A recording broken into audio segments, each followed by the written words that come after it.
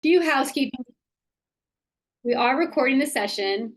My name is Emily Samos. I'm a consultant working with the National Summer Learning Association to plan and facilitate our community of practice for public and affordable housing leaders. And I'll introduce myself a little bit more in a little bit. But again, first, a few housekeeping details. So again, we asked if you could rename yourself so we know who's here. Hover over your name in the participant list or over the three little dots in your video and change it to your name and your organization or agency. And then we'd love for you to introduce yourself in the chat. So click on the chat button on the bottom of the screen to share your name, city and state, and your organization, and then your favorite winter activity to just kind of have a little fun together today. And we do want this to be an interactive professional learning community and working group. So we ask you if you could keep your videos on as much as you can throughout so we can all see and get to know each other. And then, of course, continue to use the chat throughout the session to post your questions and comments. We are going to be using Padlet, and I'll explain that a little bit later to facilitate sharing your ideas and interactions with each other. And so I'll go through that and look for the link in the chat for that. And again, the session is being recorded, and we will share a link to the recording and all follow-up details afterwards. Okay, so again, welcome. Oops. Oh my goodness. Here we go. Okay, welcome everybody. We're so glad that you're joining us for our NSLA PLC session combined with the Housing Is OST working group focused on early learning, summer programming for infants, toddlers, and their parents. So again, I'm Emily Samos. I'm a consultant working with the National Summer Learning Association to facilitate the professional learning community for housing leaders. I am based in Washington, D.C. I work with lots of different organizations, including the Campaign for Grade Level Reading, who many of you know about because they have the Housing Community Honor Roll. I've gotten to partner with the CLAFA over the years for many different projects. And I've absolutely loved facilitating this professional learning community for the National Summer Learning Association and getting to learn all about the incredible work that housing agencies are doing to expand access to summer learning. And I'm just really happy to be here. And again, I have the great pleasure of working with Abra Lyons Warren on the thinking and planning for this group. And we're really excited to be partnering today with the Housing Is OST working group. So I just want to turn it over to Abra quickly to introduce herself as well. Hi, everyone. I'm, as Emily said, I'm Abra Lyons Warren. I'm the Director of Cross-Sector Initiatives here at CLAFA. That's how we pronounce that acronym. I do see a few new faces. So welcome. I'm very, very glad to have you. And for those who don't know, the Council of Large Public Housing Authorities, or CLAFA, is a member-based organization. We're based in Washington, D.C., and our members are, as the name suggests, large public housing authorities. It's been so great to work with Emily over the years and with the National Summer Learning Association. We've been so pleased to be able to really put this emphasis on out of school time. I don't need to tell all of you who are here, I'm sure, how important that is, especially for low-income students. So this is a regular group, and we'll be talking more about sort of other opportunities that we have for this group to come together. But in the meantime, we are glad that you're here. We look forward to connecting with you more, and please reach out and be in touch. We'll, throughout the session, be putting some additional resources in the chat and other ways to connect with us. Great, thank you. And Abra and I put our heads together to come up with a plan for the PLC for 2024. And I've shared with this via email. Our theme for the year is Summer for All. And in each of our quarterly convenings, we will look at summer programming for different age groups. So today we're starting the year off, starting off 2024 with a focus on early learning and summer programming for infants, toddlers, and their parents. So before we get into this content, I wanted to share a little bit of background on the National Summer Learning Association, the purpose of this professional learning community. So again, the National Summer Learning Association is really the only organization that's exclusively focused on expanding summer learning, enabling more organizations to expand their summer learning opportunities. And their vision is that all young people have access to high quality summer learning experiences to help them succeed in college, career, and life. And they started these PLCs because they had already a professional learning community for school district leaders that was called the New Vision for Summer School. And they were like, okay, so district leaders aren't the only people that are kind of like a like-minded group or a sector that wants to come together and learn from each other, learn troubleshoot challenges, share best practices. So they've actually now established 11, I think it is, different professional learning communities for all different sectors. So in addition to public and affordable housing, there's public libraries, there's like sports and outdoors, there's health education, all these different sectors that are coming together. And so the goals for each PLC is to convene the like-minded leaders, to hold quarterly meetings, and to cover topics that are relevant to your work, essentially. And so a little bit more about this, so sensitive. The PLC for Public and Affordable Housing Leaders, I like to share the Wikipedia definition of a professional learning community here because it's helpful to understand what we're doing together. A professional learning community is a method to foster collaborative learning among colleagues within a particular work environment or field. So there you go. I mean, you all, as it says, you're working with the young people where they are, where they live, and you are building these amazing partnerships and are just absolutely, I've learned from you all, absolutely critical to making sure that there are opportunities to engage in summer learning expanded for all students across communities. Okay, so just really quickly, you've already met myself and Abra. And I wanted to quickly highlight who our speakers are for today, who are going to share their early learning work and kind of introduce a conversation around that. So I'm going to ask Biljana and Alicia from Home Forward in Portland, Oregon, to go ahead and introduce yourselves quickly.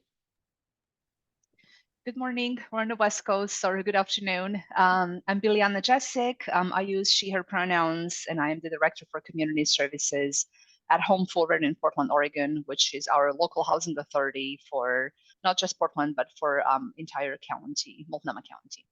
And I'll pass it over to my partner, Alicia. Hello, Alicia Blakely, Community Services Program Manager. Greetings from Portland, Oregon. I'm here today excited to talk about our early learning programs in Portland. Well, thank you to both of you. And it's very exciting to have 27 people on the call today.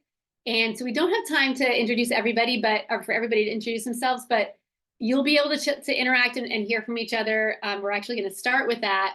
And I think that we do have Aaron Dworkin here from NSLA. So Aaron, if you're here, if you'd like to say a few words before we kind of continue on with our session. Oh, sorry. Yeah, thank you so much. I don't want to stop this amazing call, but thank you, Abra and Emily and everyone.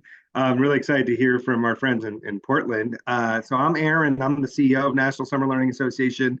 Really excited to support this learning community and all of you however we can. I saw some message in the chat. Can we help connect public and affordable housing groups with more school districts? That's a goal of ours. So the answer is yes, we could do that. We're a good participant to help with that. So I don't want to take up more time. Just want to say thank you for making the time. Thank you for what you do.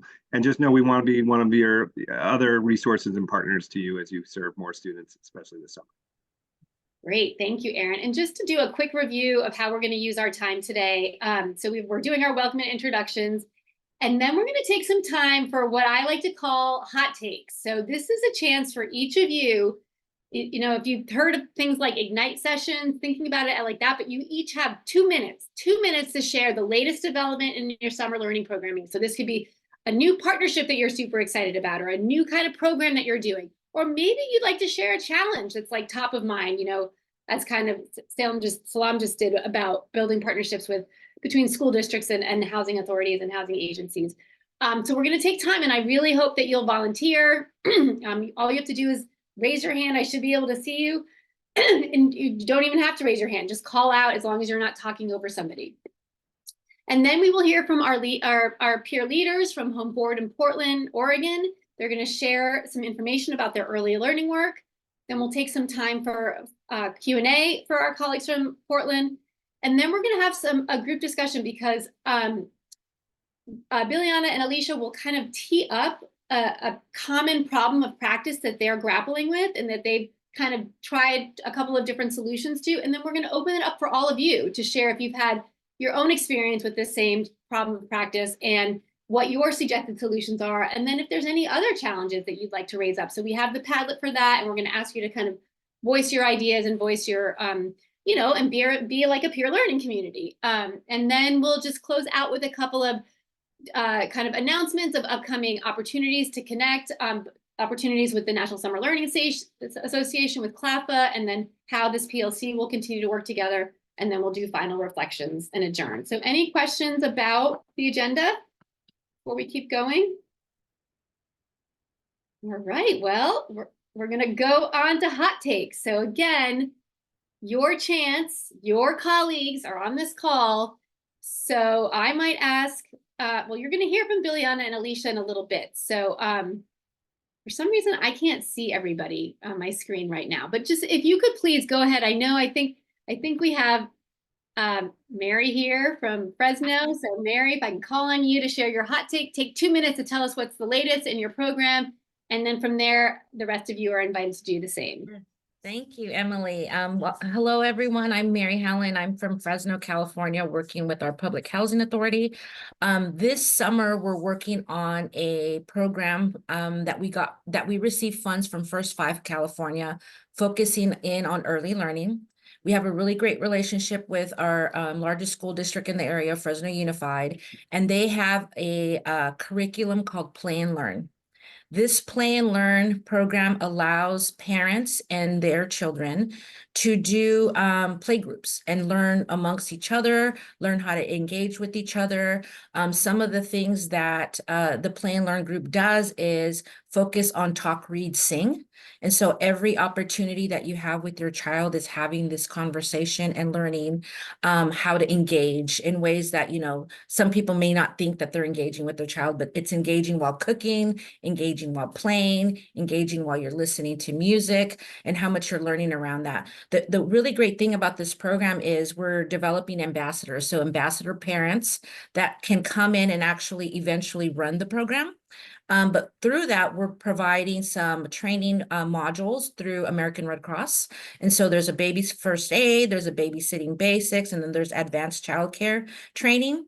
And so these programs are allowing parents to not only bring in their caregivers, but the family, friends, and neighbors that also support, you know, help raising a child. So that's very important too. So this class is going to provide that. And the last thing I wanted to share was that it also is providing funds to support toys and lending libraries for parents to take home. And so it's just been a really neat process where we just started the program, but we're going full force this summer. So it'll be something that we'll be doing for the next 2 years under the First Five Fresno County funding. Thank you, Mary. That's super exciting. Anybody else want to volunteer? If not, I might call on you. I know we just heard from one California person, but I'm going to call on another one. Jennifer Thomas in LA. Do you have a hot take you'd like to share? Hi, everybody. Yeah, so for our summer planning, I mean, we definitely have a very strong partnership with our local school district, LA Unified School District, as well as our Head Starts. So we have 14 public housing sites. We have about 12 Head Starts co-located on those sites. One good thing is through those partnerships that we've had for a really long time, over a decade now, the library, the LA Public Library, announced that last year they put community outreach in their budget. So typically in the summertime, they'll just come out and table and pass out a few books. This time, it looks like they actually have staff and capacity to do a more deep dive on early literacy in the summer, in partnership with some of our gym providers that provide recreational summer camps. So we're in the planning stages of that now. It looks like regionally they have about 4 outreach workers in our areas for all of our public sites. So it looks like they can cover all of our public housing sites. We've been talking about our HCV portfolio and seeing where they can service families and local libraries near our HCV portfolio. So this is amazing. They're already doing, book clubs with our adults, and circle time with our youth. Youth run the gamut. It's not just preschool youth, it's school age youth, high school youth, and young adult youth. So we're really proud of where that's going to go. And they're interested in potentially co-locating in some of our computer labs long term once we refurbish them. So a lot of moving parts, but yes, definitely promoting early literacy. We do have a partner that started a math club. Looks like it's a model. We're looking to duplicate that. Contingent on funding. We've got to find the funding for it. But they're getting a lot of good results. We know from some of the data that many of our youth around 3rd or 4th grade is when they lose that interest in math. So they created this math club to kind of keep that interest. And it's also designed to be rolled out in the summertime to make sure that there's no gaps in math and reading. So we'll keep you posted on that. Thank you. That is so awesome. Okay, so I'm going to go to the East Coast, Connecticut. Melody, are you willing to share your hot take? Hi, how is everybody? Good. So we are actually in the process of launching a partnership with the Yale Child Study Group over here. We are centrally located to Yale University. And so under this partnership, we actually have a similar model to, I think it's Fresno that talked in LA about the ambassador programs. And so we have a facilitator who's currently working with about 10 residents, and they just finished their first session. And what they focused on is a lot of what folks talked about prior to me, basically teaching parents how the brain develops and talking about ways to watch television together, how to recognize different developmental milestones. And now they're moving into the second cohort part of that, where they've trained their ambassadors, and now they're starting the new launch of bringing on some more parents, and the first set of ambassadors will be actually the facilitators of the second component. And so they'll be working with the topics I mentioned previously, and then also scaffolding around social and emotional health, and what are the needs of socially and emotionally healthy children. And so we're excited to begin some of the parent work. When I started with the Housing Authority, that's kind of what the root of my work is. So I'm excited that we're doing a lot more with parents again, and hopefully being able to build that network. We have a very successful ambassador program with our elderly and senior residents around building safety and security. So hoping to be able to build off that model. We have about 60 residents who are part of that program. So what we're envisioning is something similar that we're able to build with our parents, and then have them be able to, because capacity to serve really continues to be a struggle and a barrier for us. And so if we could keep kind of building our parent base, we're hoping that we're able to spread out programming throughout our entire portfolio. Thank you so much, Melody. Amazing, amazing work. Anybody Thank else you. want to volunteer, or should I just call on somebody again? Okay, Ian, I'm going to ask you from Tulsa, Oklahoma. All right, greetings from the middle of the country. I'm at the Opportunity Project. We are the intermediary organization in Tulsa. We had previously been trying to start a program at one of the local housing authority projects here, and it didn't quite work out, but we're still continuing to try and find new ways to collaborate with Tulsa Housing Authority, especially with a new development that's about to go up in Comanche Park, or previously Comanche Park, up on the north side of town, pretty close to Greenwood. We are also working in the meantime to make sure that transportation isn't a big barrier. So it's definitely challenging because in Tulsa, there can be a lot of stray dogs, especially in poor communities, that make children afraid of traveling if they can't make it home. But also, we don't have a very adequate transit system. So just making sure that we ensure that for the after-school programming that we do provide to youth, that there's transportation, that we have buses to help get them home while we still develop relationships with those housing partners. Transportation, a big one. Yeah. Thank you, Ian. It's great to meet you. Okay, anybody else want to volunteer? Should I just keep on going down? Y'all introduce yourselves so I see your names in the chat. Anybody want to just go ahead and share your hot take? Go ahead, Stephanie. Hi, everyone. So I did want to share a hot take because I think it is a hot take, in my opinion, my humble opinion. And quickly tell us, just start with where you are and Oh, Housing Authority, City of San Buenaventura, California. So you're back on the West Coast. We realized that we have a lot of incredible partners that work with children and youth and families. And I realized last year that they all do an incredible job in their own remit, their own boxes. And I thought, how can we strengthen this? So I invited all of them, which is like the Ventura County Library, Everyday Progress in Leadership, Ventura Police Department, City Kids, Boys and Girls Club, nonprofit partners. I invited them all. I said, hey, do you all want to get together? Let's create this stakeholder group. So we meet quarterly, and it's been incredible because we look at trends, who's seeing what, where are the gaps, and there's no duplication of services, but they complement one another. And they've stayed in touch every time one emails, we email each other. It's a really strong group. And I found that the impact has grown. It's strengthened what we're doing. We were already doing a great job, but this stakeholder group has been, well, it's been incredible. Partners make you stronger, that's for sure. Yeah, that's incredible. All right, anybody else want to raise their hand? Thank you, Stephanie. How about Miriam in Chicago? You knew I was coming for you. Yes, good afternoon, everyone. I'm Miriam Martinez with the Chicago Housing Authority. Well, we're getting ready for, for summer.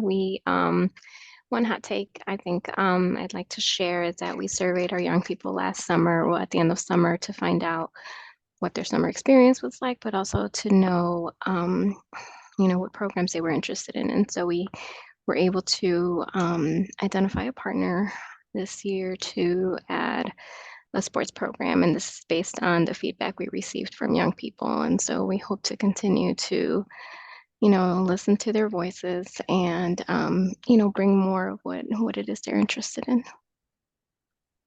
Thank you, Miriam. We have time for a couple more. Anybody else? These are great. I mean, this is exactly what I was hoping you'd have the chance to share, because it gives everybody else. And I do want to invite you, if you hear something that interests you, ping that person privately offline and connect so that you can learn more and connect more. Because like I said, partnerships make things happen, partnerships with, community partners and partnerships with each other. Anybody? How about from Fort Collins? Is it Carolyn? Yeah, it's Carlin. I'm with Housing Catalyst from Fort Collins, Colorado. We're really in the beginning stages of forming those partnerships. There's some that we've worked with for a year or two, but we're still trying to grow those. And one of those partnerships is the school district. So we've worked with one of our elementary principals for the last couple of years, and that relationship has been really positive. She comes from an affordable housing background and just totally gets it. So that is really great. And she is able to be a voice for us within the school district. And so by leveraging her voice, we're working right now on expanding our partnership to a larger relationship with the school district and with other schools in our community. So that's something that we're really excited about. And then continuing to grow. Last summer, we started a small summer camp at one of our properties, and we're working on continuing to grow that program. Amazing. Thank you so much for sharing. Speaking of partnerships, Salam, I was coming for you too. You'd be willing to share from Seattle Public Schools? Yeah, sure. There you are. Hi, everybody. I'm Salam from Seattle Public Schools, and I'm the liaison for affordable housing providers. I work for the school district, but that's kind of what I do, is connect with affordable housing providers. including our Seattle Housing Authority is our biggest partner. So I think what I'm noticing there's like two efforts happening. Affordable housing providers are getting ready for summer and planning, and then the district is doing the same thing. And we're not finding as much collaboration right now. But I think that's partly because of just the timeline. Like, I think sometimes nonprofits or even some of our smaller housing providers, they're able to make certain decisions pretty quickly. And I think sometimes being a big school district, it just takes us a while to figure out where the sites are going to be. And we're going through some changes that I think are for the better, really. But the timeline is just different. And so then, trying to figure out what the best way to at least communicate between each other has been, I think, a work in progress. But yeah, but I am very excited about the ways in which our district is changing what it's providing, both academic support, but also extending the time. So we're gonna, I think, maybe have like more than 10 sites. And then they're gonna provide academic support in the morning, but then in the afternoon, there's a community partner that comes in to provide recreational kind of more fun activities for the kids. So I think that'd be really great. And then we also did in the past, and probably will do this year too, is like just recognizing that there are so many different opportunities out there. So like, how can we as a district play a part in compiling some of those opportunities so that we can share with our families? Like, they might not be a good fit for the district's program, because we have 50,000 students, but not that much slots for the summer program. So like compiling those and then sharing has been another really great thing that we're collaborating with our CBOs, including our housing providers. I mean, I just feel like that is one of the most amazing things that we hear from, I mean, obviously slums with the school district, but from our housing colleagues is these amazing partnerships, and you're all sharing them. So in the last like 2 minutes here, I was going to just see if my colleagues from the Campaign for Grade Level Reading, Bonnie or Erica, if you wanted to pop on quickly and share your hot take or share anything you'd like to share about the honor roll, and if not, no problem. I'm happy to provide an update. This is Erica. I'm here with Bonnie from the Campaign for Grade Level Reading. And we have some things in the works as well this year. There's a lot of momentum in this housing as a platform for education. And so we're really excited to be here to listen to you all, but also to share that we are launching a PLC as well. We're in a little bit more beginning stages in the NSLA PLC. So if you're an honor roll member or honor roll interested and you haven't heard about our PLC, reach out to me. Emily has my contact information if you don't already.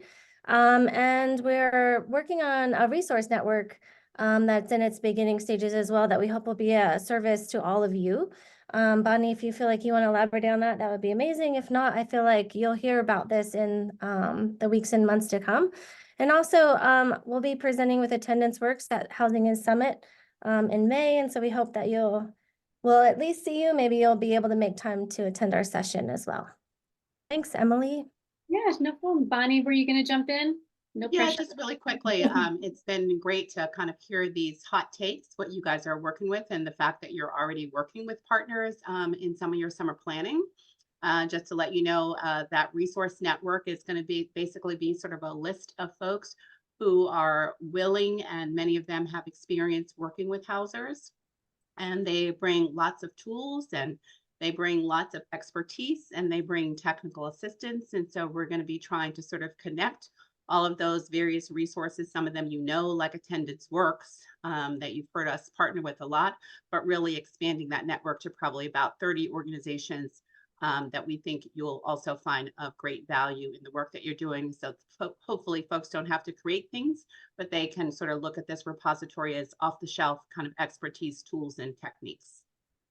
I mean, amazing. All these great opportunities for all of you to connect. And I really, really encourage you. You all just shared your great, awesome updates and hot takes. And I encourage you to get in touch with each other, to continue the conversations between our meetings. And, Abra and I, we decided we want to take time for this in all of our PLC convenings. So when we meet again in the spring and then, over the summer, we're always going to have roughly like 20 to 30 minutes for this. So you can always come to these meetings thinking about what you want to share, maybe even what you want to hear from each other, whatever your latest best practices, whatever it is like you just did today. So you can rely on this being part of it, and then hopefully it will spark you all connecting with each other outside of the meetings as well. Okay, so now we are about to hear, and I'm sorry, I should have taken the slides down so we could see each other, and I didn't do that, but okay, whoops. Okay, so now we are about to hear from Biljana and Alicia, and I want to encourage you, as you listen to them, they may spark your own thinking. So we're going to share our Padlet now, and so I'm going to put this in the chat. Hopefully you should all be able to access it. You click on the little plus sign under each area, and here we can look at it together right now. Oops. So we can just quickly look at it. Sorry, you guys, having a little trouble. Here we go. Huh, that's weird. There it is. Okay. So you can see there's these questions, you'll hear from Biljana and Alicia, but as you're listening to them, to just keep this in, on your back burner, listen to what they're sharing. But if it makes you think of anything that you'd like to contribute to these questions, you just hit this little plus sign here, and you can add you'll type in over there, and then it'll show up below the question. And then please add your name too, so we know who contributed that. But so we'll go back to the slides. Okay. And I am now, so any questions about the Padlet, any challenges accessing it? Does it work for everybody? Okay, so I am now going to turn it over and ask you to give your full attention to our featured speakers for today, your colleagues from Portland, Oregon, as they share information about their summer learning program and today's theme of early learning. And again, in addition to brainstorming in the Padlet, if any questions pop up that you'd like to ask them, you can post them in the chat or keep them, and then we'll have time for Q&A, like I said earlier.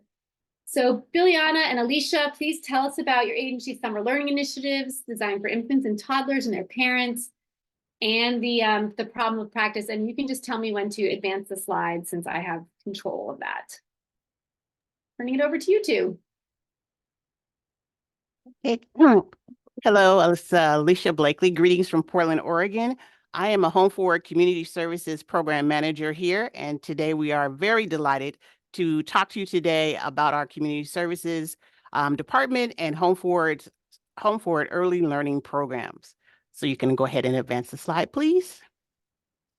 So as we all know, one of the hardest things to do is to share information and resources with our families. We are here today to share information on how we engage our Home Forward families and keep them coming back. Next slide, please. So Home Forward, a little background about us, is the largest affordable housing provider in the state of Oregon. We serve nearly 15,000 households and more than 33,000 residents.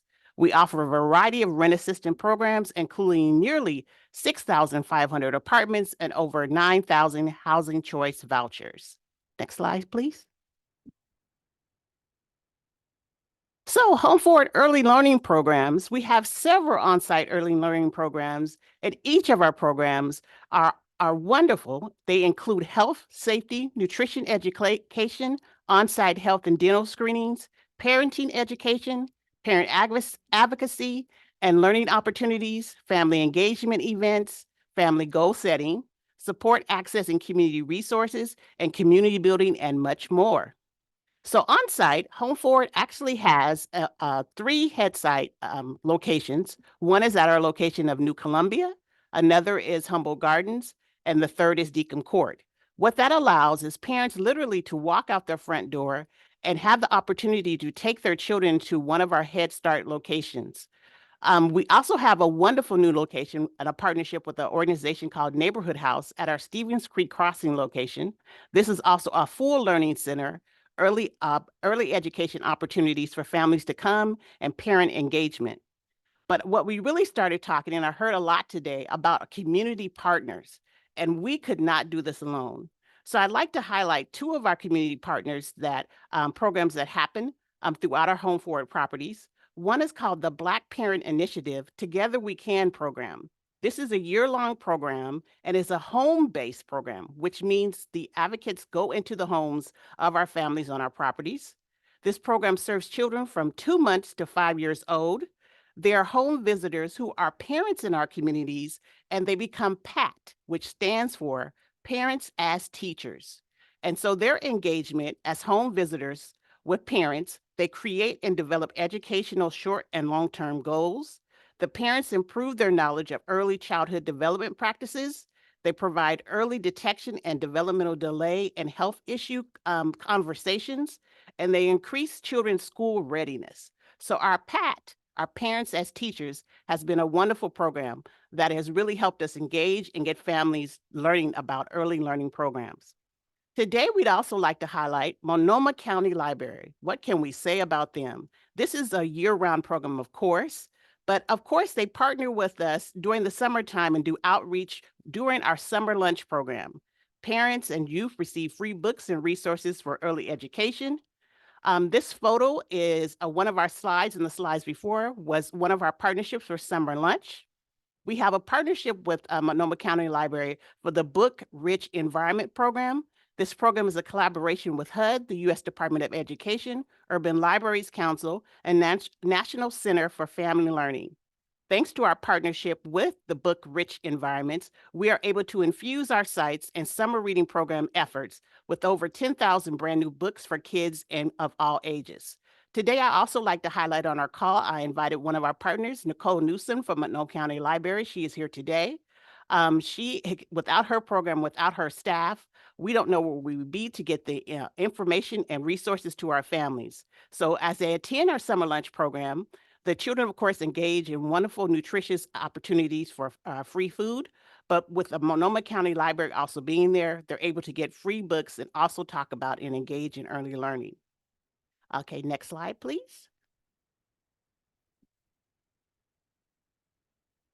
Oh, there we go. So staff engagement. I'd also like to highlight our team. We have on site what we call resident and community services coordinators and also community builders. What they do is assist families with enrolling in our early learning programs. They organize activities to increase participation for residents. They meet with community partners to gain knowledge of resources. They provide safe spaces to engage with families and community partners. And they participated in our early kindergarten outreach. So every year we start connecting with local schools and getting information on kindergarten roundup. So activities and events are planned at our sites for pulling families and information in to do outreach for the families. And our RCSCs and community builders help to make sure that everyone is notified of when the kindergarten outreach would happen. Our staff are able to go into our database and pull those households so we can receive information on who in the household has a new child, new addition to the family. And so we engage with those households, and our staff go in and make sure that they get the resources and information they need in order to sign up their families. So next, I would like to introduce our Community Services Program Director, Biliana Jessic, who will talk about our next slides. Good morning, everyone, or good afternoon. Thank you, Alicia. You gotta give her a round of applause at some point during this presentation. I always love presenting with her. Thanks again, for having us here. To continue on where Alicia stopped with her presentation, is we really wanted to highlight, the importance of, and I think, someone mentioned this earlier, of sort of like this co-location of early learning opportunities within our own community and our own housing developments. So what you're seeing in this picture is a property and a community that Alicia mentioned earlier called Deacon Court, and it's an existing community where we actually had a lot of unused land, and then we decided essentially to build additional apartments, additional homes, and temporarily had to relocate early Head Start. And just to tell you how, or just to share how serious we are about these partnerships, we actually ended up building, see in this bottom picture, we actually ended up building a separate building just for the early Head Start, so they didn't disrupt services while we were doing construction, going from 40 plus apartments to about 160 apartments in this complex. And of course, had to work in partnership with local schools, to just, of course,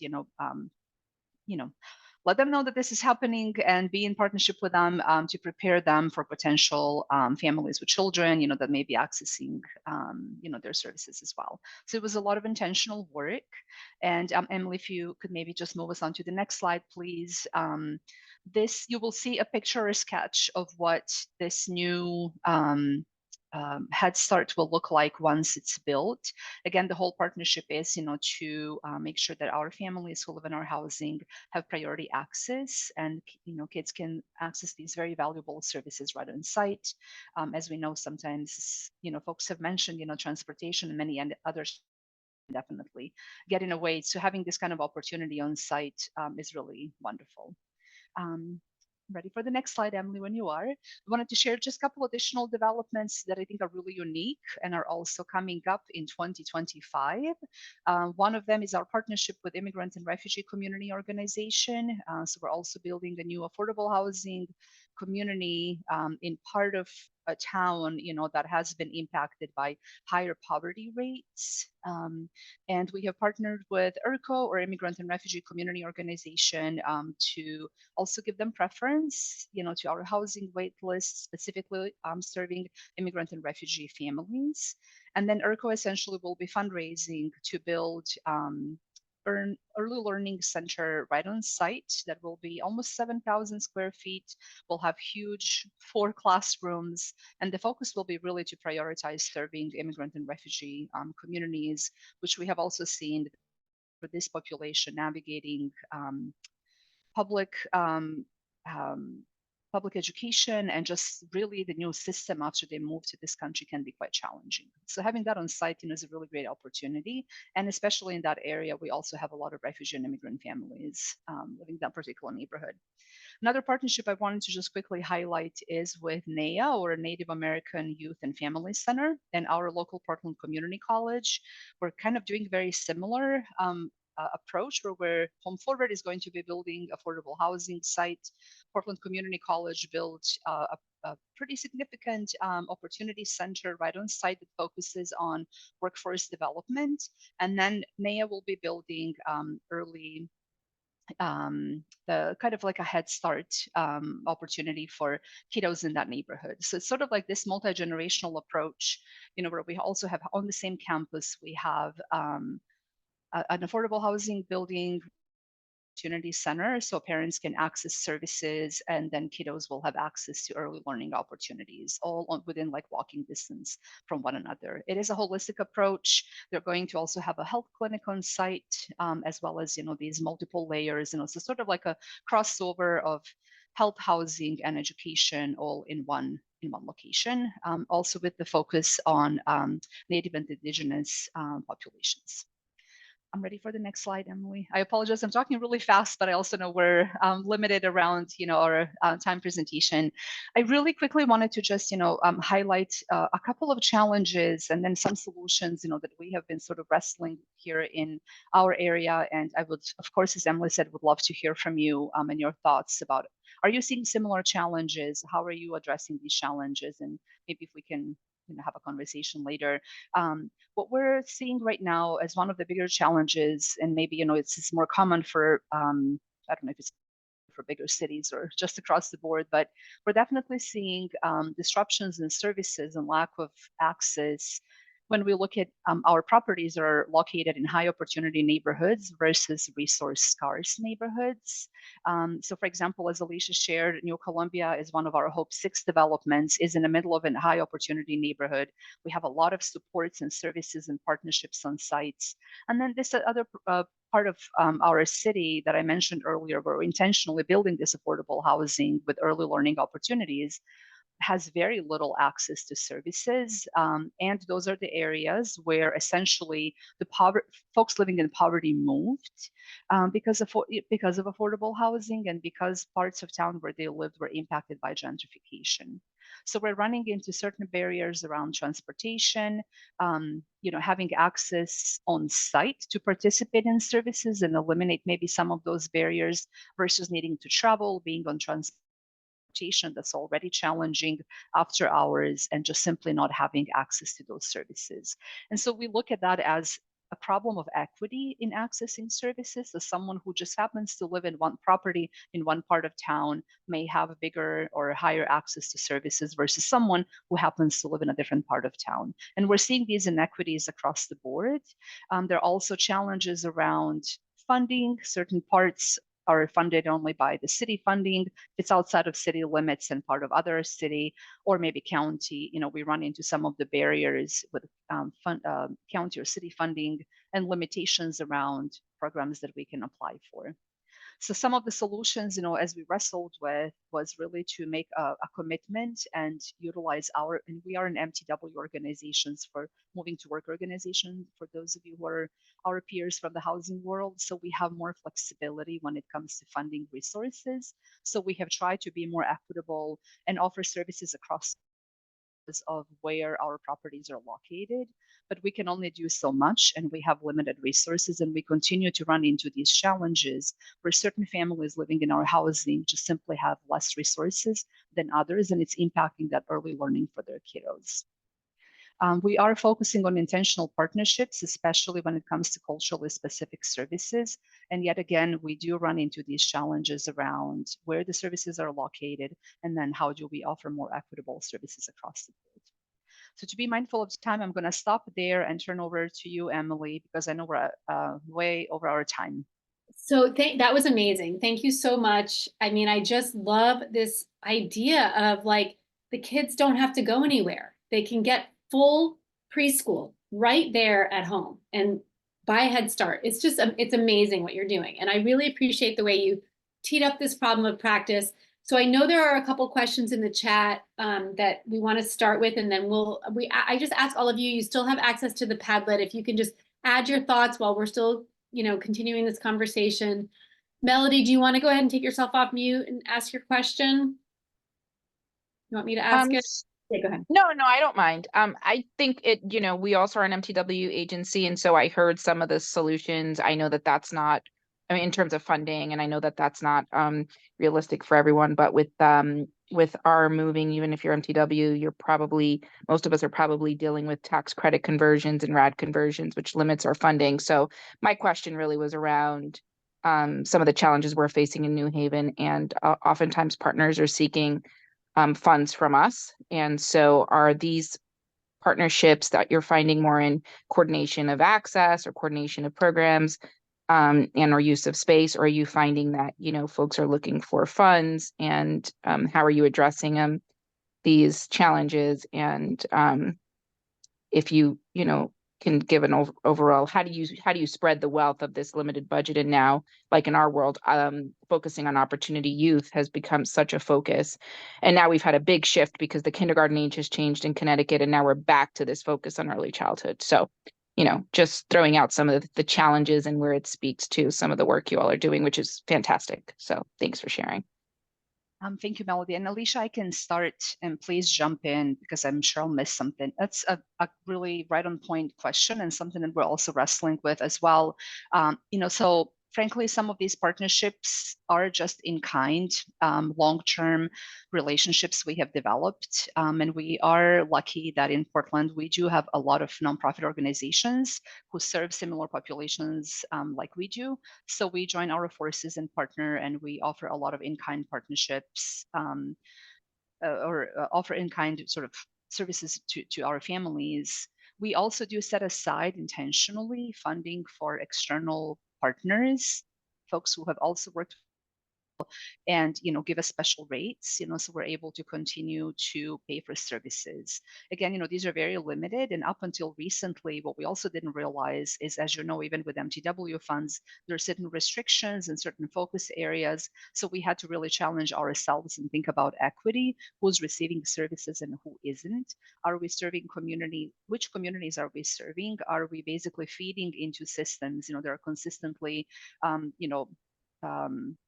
essentially overseeing or lacking to provide services to marginalized communities? We had to be really realistic with ourselves and do an equity analysis and reallocate some of our resources and move them towards these neighborhoods that were greatly impacted by gentrification. population.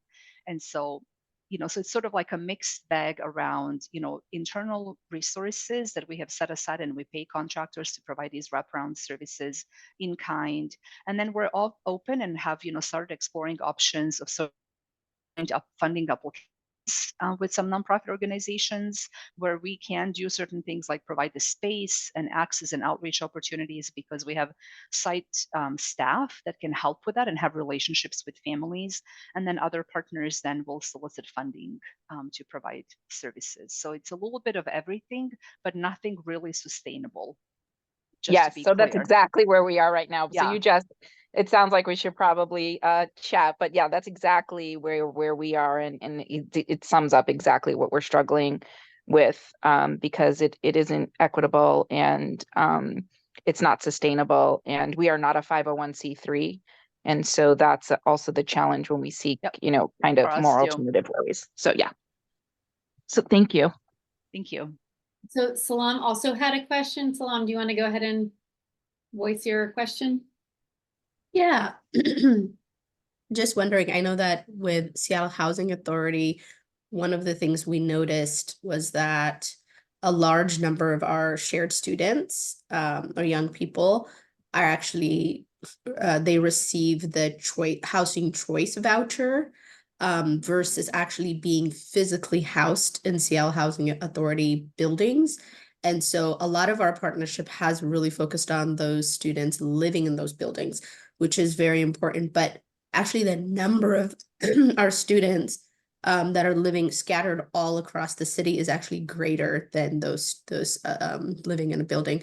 So how are you all approaching that idea? And we haven't really, like, SHA has been expanding some of their staffing, youth staffing in different parts to like kind of help with that. But I still think that's a big issue that we haven't really dived into.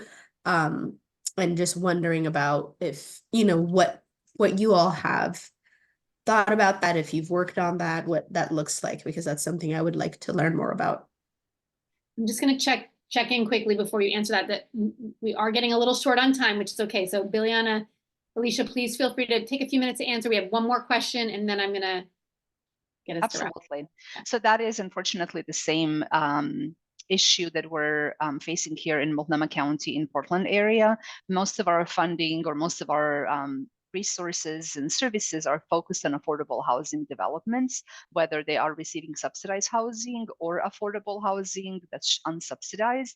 We do see a number of voucher holder families or housing choice voucher holder families residing in our affordable housing because they can transfer their voucher anywhere else, and affordable housing is generally even less, is more affordable. I mean, so there is a number of housing choice voucher families that are residing in our affordable housing that can access those services on site. But you're absolutely correct. That is maybe 6,500 apartments versus almost 10,000 households, that we do not necessarily have relationship with or have structured way to support them. And that is also on our radar and something that we are planning to address in the future. But for now, it's basically the same challenge that you have just addressed, Salam. And I know Jennifer, thank you, Jennifer, for your additions to the Padlet. Really appreciate that. And you have a very good question about evaluation. So Jennifer, do you want to go ahead and voice that? And then we'll take a few minutes to answer and I'll close this out. Yes, absolutely. Great presentation. I know we're looking at this in LA, the whole disparity between high opportunity neighborhoods and resource scarce neighborhoods. So my question is simple. Do you have an evaluation partner on that? Because I know yes, Brookings Portland State University. Yes, we okay. partnered with Portland State University. They've done evaluations, recently issued, COVID has like messed up my timeline. It's probably been a few years. Issued a report on exactly on this impact of high opportunity neighborhood versus resource scarce neighborhoods. And there's some findings and some common themes that we're definitely seeing across and how it's impacting families with children. Yeah, absolutely. We can connect offline. Yes, absolutely. Thank you. Well, this has been a great discussion. I just want to encourage everybody to continue to add your ideas to the Padlet because we can share this afterwards. We already got through all this. So please continue to add. Thank you so much, Jennifer, for putting something in each one of those little slots. But I mean, this was such a great, you all have experience with this. Like, I really think it's really important, as Biljana pointed out, it's both access and even awareness of the services that are available. So please continue to add, add your thoughts to that Padlet. It's a way for us to share ideas even when we're running out of time, like we are right now. And that for you to see each other's ideas and then follow up with each other. Again, I really, really encourage you all, Melody and Biljana, obviously, and Jennifer, you should have a call, share. You're all kind of doing the same thing. So you should share resources. That's what this professional learning community is all about. Okay, so really quickly, I wanted to go through a couple of tools that are available to you. We're all deep into planning for summer 2024. NSLA has these great resources available. So one is Summer Starts in September. It's a comprehensive planning guide. I'm going to add this to the chat. And then the CASP, of course, I'm going to forget what that, comprehensive assessment of after school. I'll post this in the chat as well. So you can just, the really good resources for you to look at, see if they would be helpful to you, and see if you want to use them. And of course, NSLA has a whole staff of staff and field consultants that are available to provide direct training. So if you'd like to reach out to them for that. So won't take too much time for questions here, but please feel free to reach out to the National Summer Learning Association or follow up with me if you've got questions about either of these resources. I also want to highlight some really cool upcoming learning opportunities. First of all, next Tuesday at 3 p.m., the Campaign for Grade Level Reading is doing a webinar on the impact of summer learning. More specifically, it's how summer learning's resurgence and maximization has accelerated in-school learning. So we know that a lot of money went to summer learning through ESSER, through the recovery funds. And we want to look at okay, how do we know that it's working? Look at how we have the state superintendent of Alabama coming to this session. We've got district leaders coming to this session. So please, I'll post this in the chat. You can learn more and register for that. Also upcoming, and you can use that QR code right there is the link we'll get you the link to register for the Summer Learning Bootcamp coming up at the beginning of March. Again, a free opportunity to help you in your planning. I'll post this as well. Really, really encourage you. It gives you a chance to connect with other NSLA kind of, stakeholders, constituents. So a really, really good opportunity. And then also don't forget National Summer Learning Week is in July, and please plan to join us again for the summit. I know those of you who have been before and I feel like it's so important for you all to be there. So everybody at the conference, everybody doing summer learning knows how important your contributions are from the housing community. Okay, and this is our plan for the rest of the year. So please join us at the CLAFA Housing Is Summit in May. I am going to post this link in the chat as well. Hopefully you'll register and you'll join us. We will have an in-person session. We are going to focus our next PLC convening on, as it says here, work-based learning, job readiness, high school and post-secondary, thinking about the older teens. So we went from early learners today, and we're going to go kind of jump across the elementary school and go right into the sort of post-secondary. And I know CLAFA has a big focus on that. I think we're probably going to have Melody talking about what's going on in New Haven. They have a big focus on that. So please plan to join us there. We will have another virtual session, probably end of August, beginning of September. And then again, I really, really encourage you to plan to join us for the summit in Washington, D.C. Okay, so what I like to do to close us out, let me see. Yep, we've got 1 minute. So with your last minute of this session, I want to say a huge thank you to Biljana and Alicia. That was an incredible presentation. So great to learn about what's going on in Portland and your incredible partnerships and projects and the ways that you're serving your families. Thank you to all of you who shared your hot takes. That was just an amazing opportunity to hear about all the great work you're doing. So as you're logging off, I invite you to post in the chat, what did you find most valuable about today's session? And we can say thank you to everybody and wrap right at 3 o'clock Eastern time, 12 o'clock Pacific time. Please post your ideas in the chat as you log off. And thank you to all of you. Just want to echo my Emily's thanks. Really appreciate our speakers and all of you for your participation today. It was really fantastic per usual. And I put this in the chat, but early bird registration for the Housing Is Summit ends on Friday. So if you haven't registered yet, do it in the next couple days to lock in that lower price. Thank you. Please, yes, share what you feel like you're taking away, what you found most valuable about today's session. And then you can sign off and we'll see you, hopefully see you again in May, and you'll hear from me about other upcoming, you'll feel your follow-up from today and about all the upcoming opportunities. Thank you so much to CLAFA for your partnership. Thank you to the Campaign for Grade Level Reading for sharing your details about the honor roll. And thanks to all of you for your participation. This was really excellent. We're really, really, really excited about you as a professional learning community and a working group.